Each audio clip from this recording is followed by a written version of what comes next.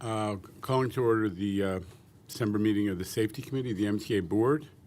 We'll hear the safety announcement first, please. Your safety is of the foremost importance to the MTA. Therefore, we ask that you listen and adhere to the following instructions. If you witness an emergency, notify emergency personnel in the room and call 911 immediately. Please follow any audible instructions provided through the public address system or visually on screens in the event of an emergency. If an alarm sounds, wait for a public address announcement and follow instructions. If told to go to another floor or to evacuate the building, leave all unessential items behind and use stairwell A just across the main hallway or stairwell B down the hallway past the elevators. If you have a mobility disability or cannot self-evacuate, please proceed to stairwell D or E for assistance by MTA staff or emergency personnel. An automated external defibrillator, AED, for use by trained personnel is in the main hallway just past the elevators. If you need assistance during an evacuation, please tell an MTA staff member or emergency personnel. Thank you and have a safe day. Mr. Diodato, will we hear from any public speakers? Thank you, Chair Lever, and good morning. We have 4 members of the public registered to speak today. 1 will be remote. As a reminder, we ask that all public speakers adhere to MTA's rules of conduct and decorum. Also, in the interest of time and fairness to all speakers, we limit everyone to 2 minutes. Please be aware that there will be a warning beep to remind you that you have 30 seconds to conclude your remarks. Our first speaker is Christopher Greif, followed by Joseph Morales.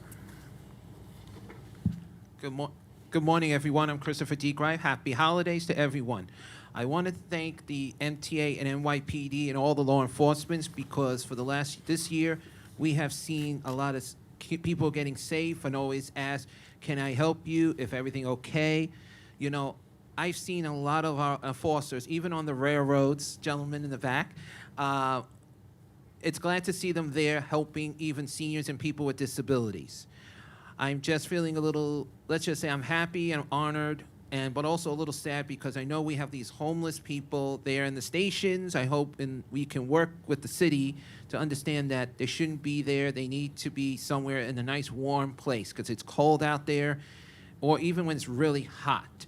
But I understand it's like I tell people, it's not the MTA, it's our city that needs to work together with the MTA, together as one, to remind them that the homeless should not be sleeping there. It is not their home, it's not their place to rest, or block access to staircases, elevators, or even getting off the train.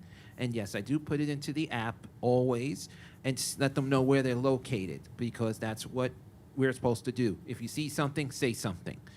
But I do want to thank also because the holiday train has been running really well with a lot of good law enforcement because the kids love them. I know a lot of people say they felt safe on the holiday train. It ran beautiful this year so far. Just hope to see more for the next 2 weeks. Happy holidays to everyone and happy Hanukkah to everyone. Thank you. Thank you. Our next speaker is Joseph Morales, followed by Mr. X.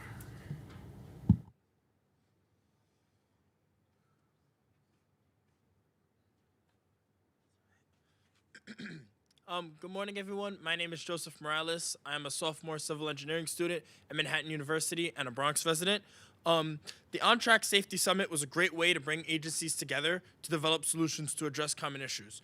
Summits like this should occur more often and for all MTA agencies, Metro North, Bridges and Tunnels, etc. Summits and broader coordination should particularly occur with MTA PD and other law enforcement agencies across the country due to the prevalence of inter-county and even interstate crime. With NYPD fare evasion numbers consistently staggering, more attention should be given to the equity recommendations made by the Blue Ribbon Panel regarding fare evasion. These include working with the city to increase fair fares eligibility and issuing cards at the spot at events with rides preloaded onto them. With the Mamdani administration seeking to make buses free, the city may be willing to provide greater subsidies to transit, and hence the MTA could even explore increasing eligibility to levels above 200% of the federal poverty level. Given the emphasis of the administration on transit affordability, these measures that require city coordination should be explored as soon as possible in 2026.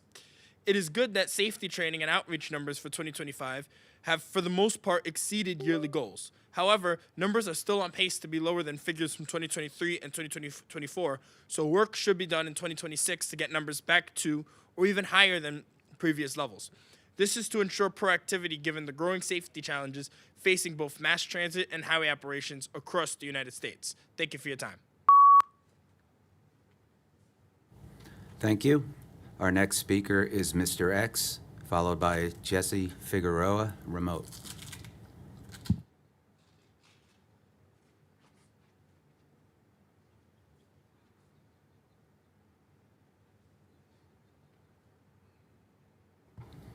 Is Mr. X present? He is not. Our next speaker will be Jesse Figueroa, remote.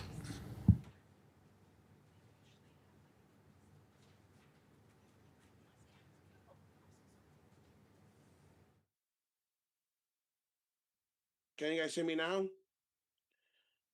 All right, good morning. My name is Jesse Figueroa, Transit Emperor. I'm on leave for the holidays in Central Florida. I want to thank you for your ongoing commitment to safety and accessibility across our transit system. Your work ensures that seniors, veterans, and riders with disabilities can travel with dignity and confidence.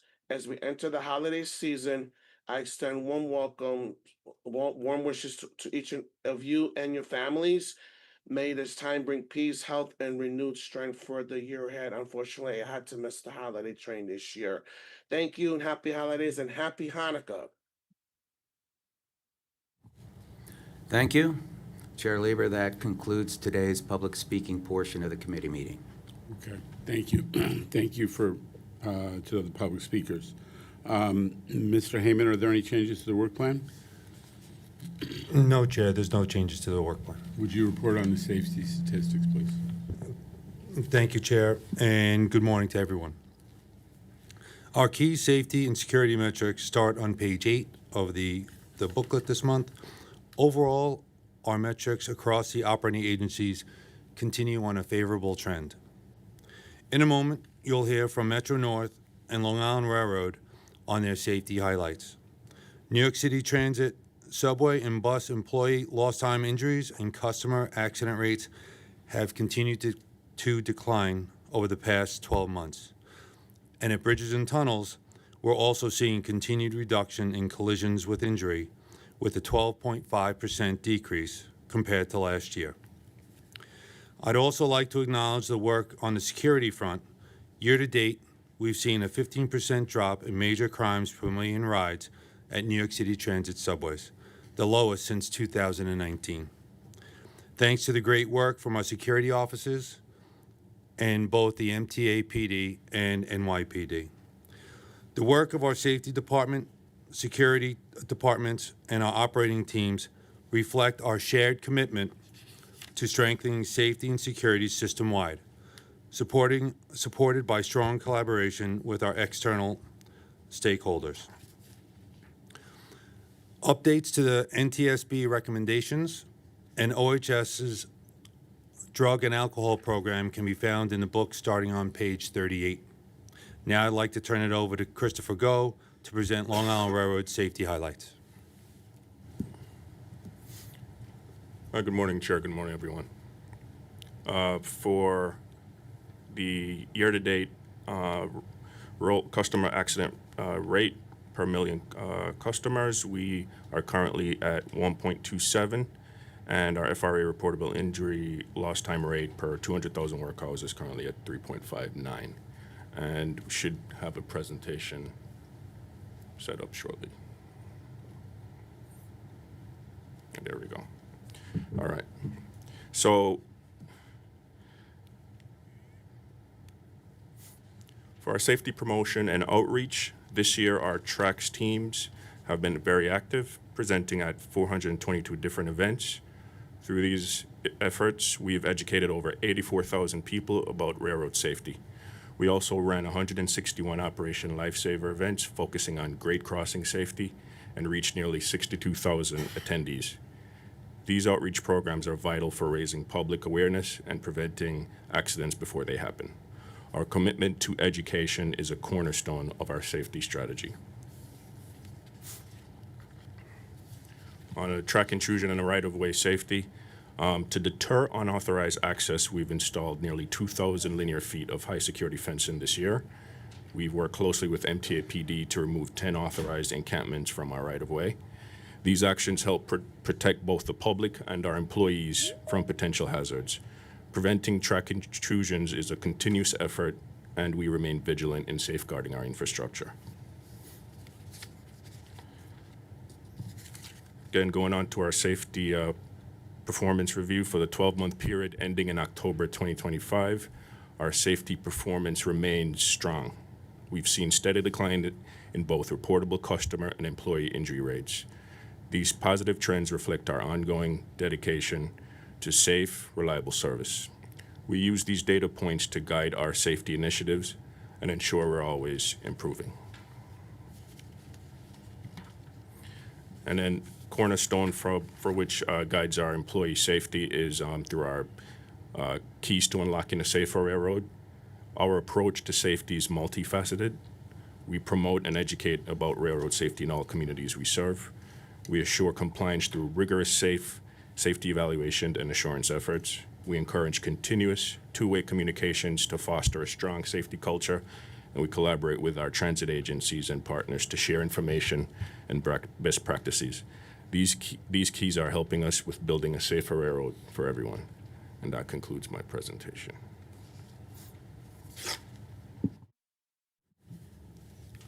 Any questions from the board members? Okay, carry on. Great, thank you. Now I'd like to hand it over to Brian Pena, Metro North's Vice President of Safety. Good morning, everybody. So for the 12-month period ending in October 2025, Metro North continues to demonstrate strong safety performance. Customer safety remains our top priority. The reportable customer injury rate was 1.50 per 1 million customers, an increase from 1.45 from the prior year. However, this rate has declined each month since August of 2025, reflecting our improving performance as the year has progressed. Employee safety performance has remained stable. The reportable employee loss injury time rate 1.68 per 200,000 working hours, flat compared to 1.67 in the previous year. When we continue to benchmark against our Northeast Corridor peers, Metro North continues to perform at a high level. Our injury rates remain consistently below other Northeast Corridor railroads, and our public interface safety, including grade crossing performance, continues to be a strength. So in 2025, this marked our first full year of several revamped and newly developed safety initiatives resulting from our 2024 Shoreline Safety Institute assessment. These initiatives were designed to strengthen labor management partnerships and improve hazard identification and resolution. A key component of this work was the new Labor Management Safety Committee structure and our rededicated safety focus days. Committee meetings are held monthly in 6 districts. They review open and new safety items, expand field walkthroughs throughout the yards in our shop. And over the course of the year, we've closed out 286 safety items by all 6 committees. In my opinion, these efforts translated directly into improvement. We've seen total operational incidents decline almost 39% over year. And additionally, the Metro North Tracks program, through the Metro North Tracks program, Metro North has reached more than 60,000 people across west of Hudson, Harlem, and the New Haven line, reinforcing safe behavior at stations and grade crossings.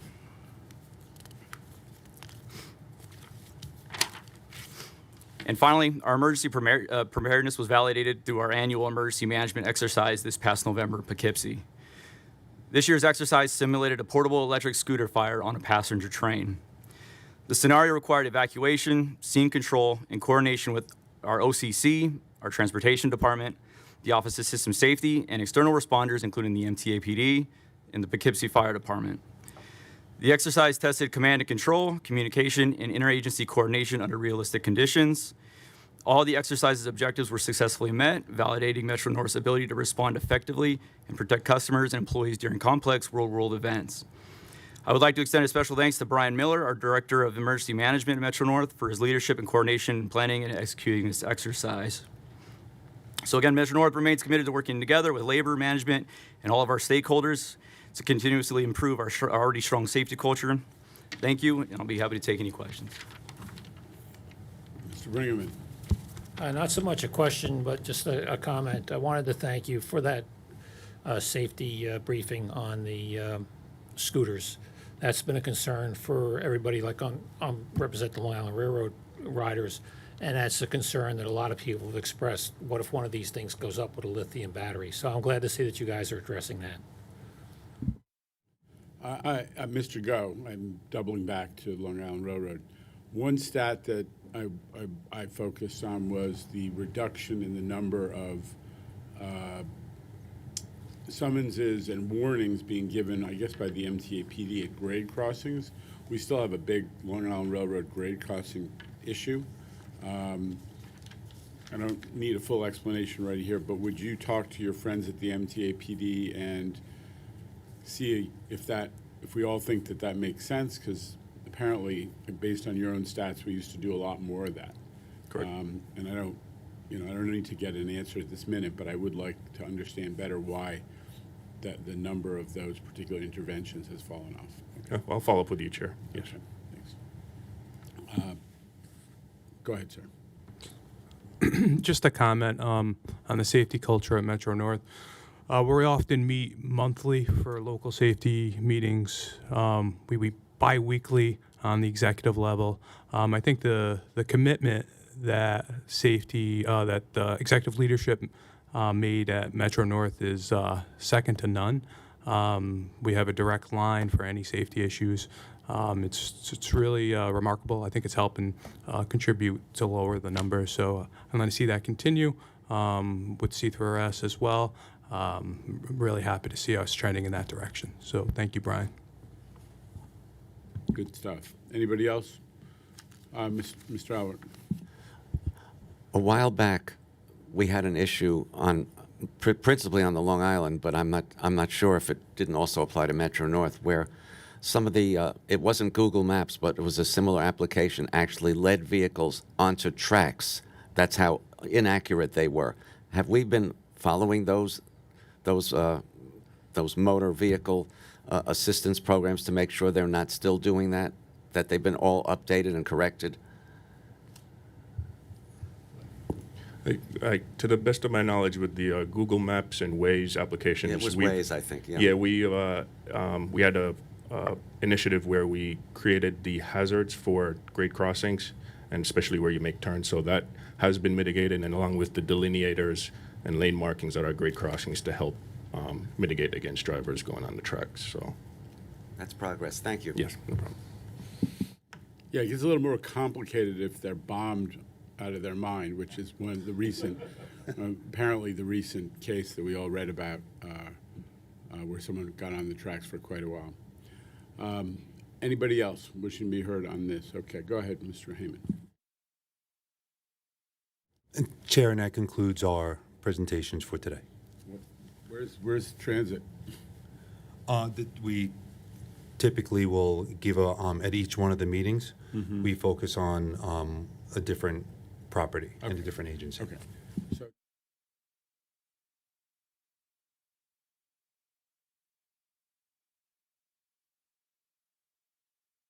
I got a full report over the weekend on the C&D construction safety issues. Numbers are sort of slightly up in terms of reported and recordable injuries and so on. Part of it is that the process of making sure everything is recorded seems to have improved. I get that, but I'd like to drill down a little bit more on that. Number two is that the contractors are responsible for drug and alcohol program enforcement. So it wasn't clear to me that we're getting all the, in the materials that I was provided, that there was full detail on how we're monitoring that to make sure that they do that. This is my own personal experience. You need a lot of drug and alcohol enforcement on big construction projects. So the contractors are responsible for that. They're given very stringent requirements, but I need to understand better. I think all of us on the board want to understand better how that is moving forward. On the transit front, bus collisions are not going down. The good news is bridges and tunnels has over time a dramatic reduction in collisions on the bridges and in the tunnels, which is a direct, not only a safety benefit, but frankly a traffic benefit. So that's great. The bus collisions are, which is something that we have wrestled with in the last few years, have not gone down, and I want to make sure next time we get together that we really focus on that as well. So those are a couple things that I got out of reading the materials over the weekend. Anybody else wishing to be heard on any of this material? Or clearly I'm going outside the scope of what we're hearing today. Anything else? Mr. Albert. So I think one of the great things about our transit system is the cameras that are everywhere, pretty much. If one of them goes down, does that send a signal to the central place that so we're aware of the fact that a camera has gone down and we can replace it or fix it? There are some that are remotely monitored. Others are standalone units. So the ones that are remotely monitored, yes. The other ones that they're periodically checked over, at a certain frequency. So the second group does not send a signal that one of them has gone out? Andrew, you know this, right? There is a portion of our camera system that is recording video that's not streaming. It is, that's how we got a lot of cameras deployed very quickly as we were doing in-place cameras. They are dramatically beneficial in terms of when something happens, a crime or otherwise, that we have video of it. And the police department, all the police departments come to us for that, and we process hundreds of requests for that. So it's a huge benefit, but not every camera streams to, a remote monitoring location. There's a difference. Can you give a thought of what percentage does do the streaming? Well, why don't we come back to you? Okay, thank you. All right. Anybody else wishing to be heard? All right. With that, I'll take a motion to adjourn. Thank you, Mr. Valenti. Thank you, Mr. Leathers, for the second. We are in adjournment.